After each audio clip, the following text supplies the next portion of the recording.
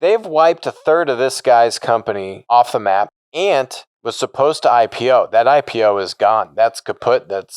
Who knows if that's ever coming back. We'll see. It's time to recognize China's not changing. This is childish behavior. We're going to dive into my recent interview on Maria Bartiromo's show on Fox Business.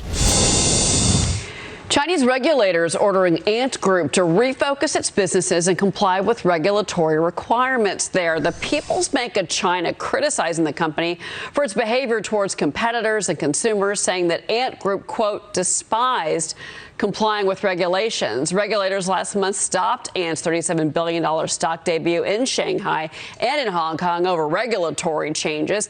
And then just days ago, China announced an anti-monopoly investigation of Alibaba Group, which owns a stake in Ant Group. Joining me now, Applico CEO Alex Mozad. And more tough news for Jack Ma as he continues to, or I guess his war with the government seems to be escalating on a business perspective. Where do you see it? It's that fateful conference speech that he gave October 25th in Shanghai, which really set all these things in motion. He said some not so nice things about the CCP and the financial regulators in China.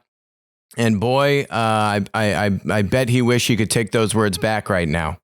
Yeah, well, I mean, what does he do? I mean, he needs to figure out how to work with the Chinese Communist Party. What can he do to heal the divides? Because, I mean, investors around the world, a lot of American investors are invested in these Chinese tech companies. You know, some people could say that's an oxymoron working with the CCP, Dagan, but there's a lot of things he has to do behind the scenes, frankly, and that's the problem with running a company in a totalitarian communist dictatorship is when the government is mad at you, how do you get back in their good graces? When you figure that out, let me know. It's a very difficult, wall to overcome. So let's just dive deeper into this, right?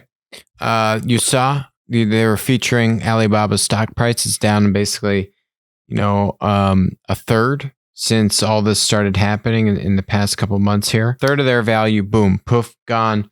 Thanks to the Chinese government being annoyed, right? And taking it personally that Jack Ma would ever dare to say, I mean, it's not like he came out and called these people idiots and buffoons and anything near the level of what you have going on in the U.S. public discourse between,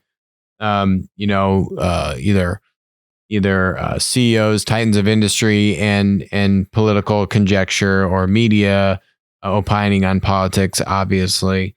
So, I mean, this is nothing near the type of discourse that exists in the United States. It's not even close, okay, what this guy said. He did criticize them and say that they're overly regulated and that they are impeding growth in the financial services sector, and that's disadvantaging people in China.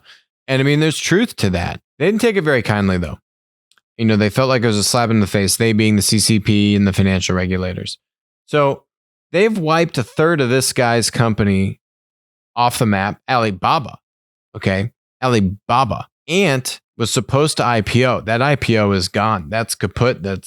Who knows if that's ever coming back. We'll see. This is what happens when you allow yourself to be put under the thumb of a totalitarian regime, like I was talking about on that show. But let's go deeper here. There's actually more to this. There's more examples going on right now, like this article. China is suffering the worst blackouts in a decade after banning Australian coal. This is from the Japanese newspaper, the Nikkei. Power rationing in China sends chills through the economy. Just weeks after banning Australian coal imports, which they chose to do, the CCP voluntarily chose to ban the coal from Australia.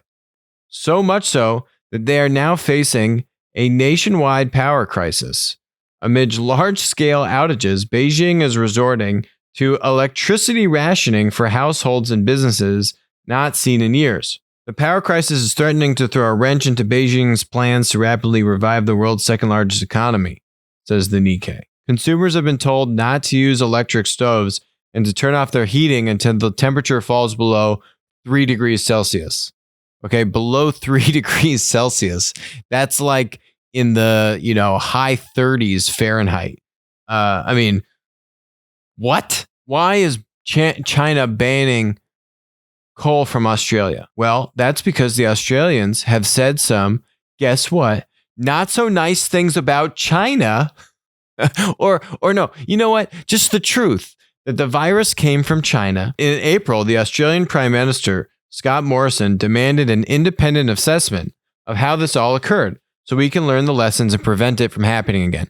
The guy said, we need to have an independent assessment of what happened here.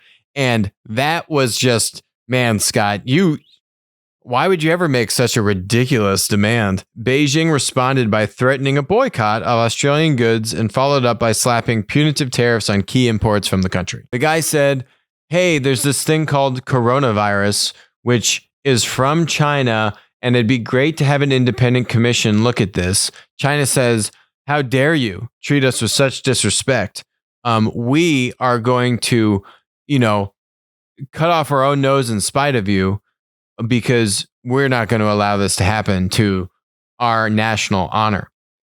It is so childish. The lady from Fox is asking me, what does Jack Ma do to fix this? No one knows, right? What kind of rational thinkers are in there saying, yeah, you know what? Let's have nationwide blackouts.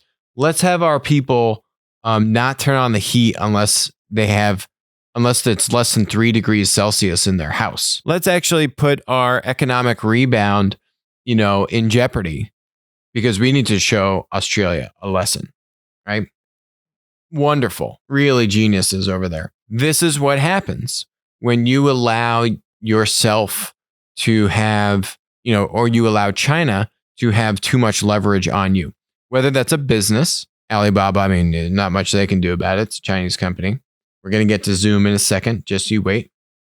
Whether it's a country, Australia, and every other country in the world better wake up. And I think some are starting to wake up about what is really going on and what has been going on for the past 20 plus years. China's not changing. Maybe you could have held on to that hope 10 or 15 years ago. That ship has come and gone. That's water way far under the bridge. It's time to recognize China's not changing. This is childish behavior. You can't believe anything coming out of there. You can't believe what they're reporting on COVID, what their GDP numbers are. You can't believe any of it. Hi, this is Alex from Winner Take All. Thanks for joining us. Hope you enjoyed the content. Feel free to leave a comment, ask us questions, and definitely make sure to join us on our next live stream.